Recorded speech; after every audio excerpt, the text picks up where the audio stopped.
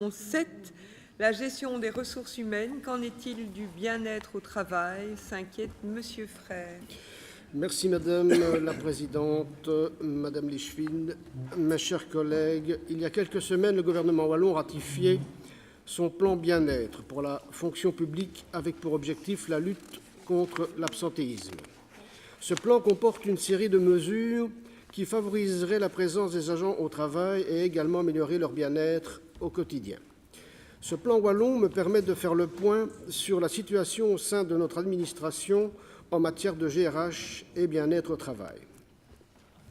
Depuis 2012, avec l'intégration de l'indice Bradford pour lutter contre l'absentéisme, la ville de Charleroi a connu une amélioration dans la gestion des absences pour maladie. Aujourd'hui, et comme le fera l'administration wallonne, l'idée est d'également investir dans la réintégration des malades de longue durée.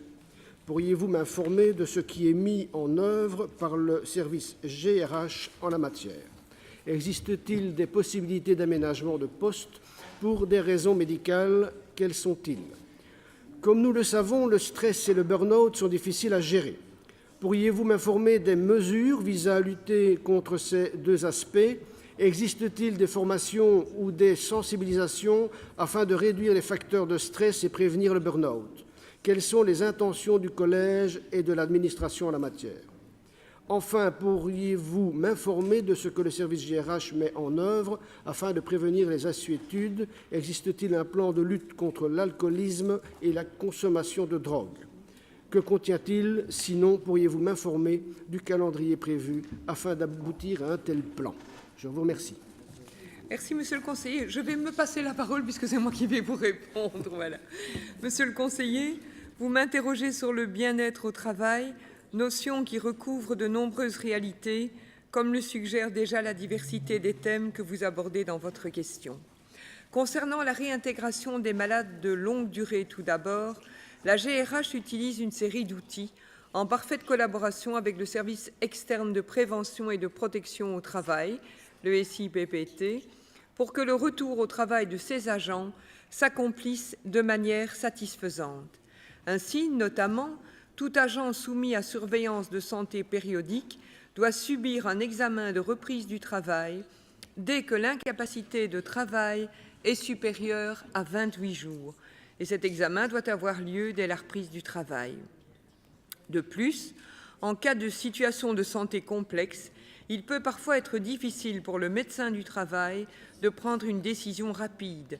C'est pourquoi une visite de pré-reprise peut être demandée par l'agent, qu'il soit soumis ou non à surveillance de santé, ou son médecin traitant, ou encore par le médecin conseil de mutuelle.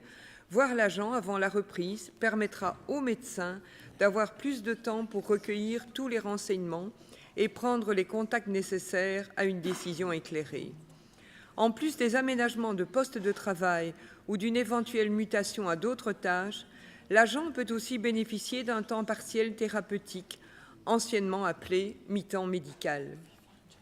En outre, si les problèmes de santé sont importants et que des aménagements spécifiques du poste de travail sont prévus, nécessitant l'achat de matériel ad hoc tel qu'un siège ergonomique, pour ne citer qu'un exemple, la ville intervient financièrement.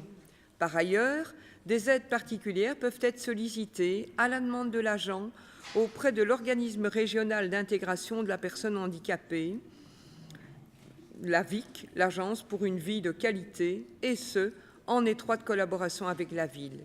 Si un retour dans l'emploi antérieur n'est pas possible, des possibilités de formation peuvent être initiées avec l'accord du médecin conseil de mutuelle ou avec l'aide de ce même organisme régional d'intégration de la personne handicapée.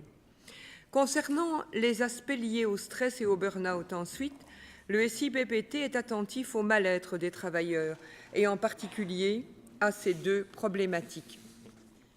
Il réalise des analyses de risques à caractère psychosocial, seul ou en collaboration avec le service externe de prévention et de protection au travail, ce qui permet de déterminer où se situent le ou les problèmes dans l'environnement de travail et la perception des travailleurs.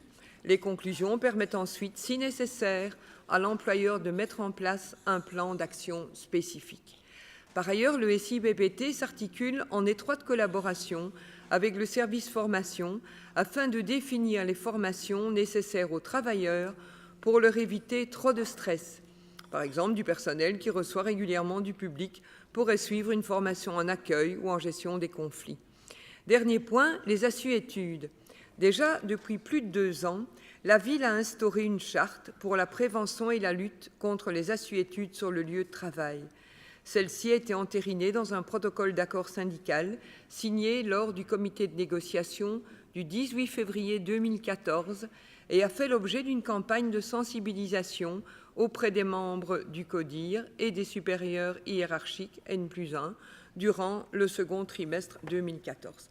Et le cas échéant, je vous invite à le consulter dans son intégralité parmi les annexes au règlement de travail, mais je peux en tout cas vous assurer que le bien-être au travail est une de nos priorités. Merci.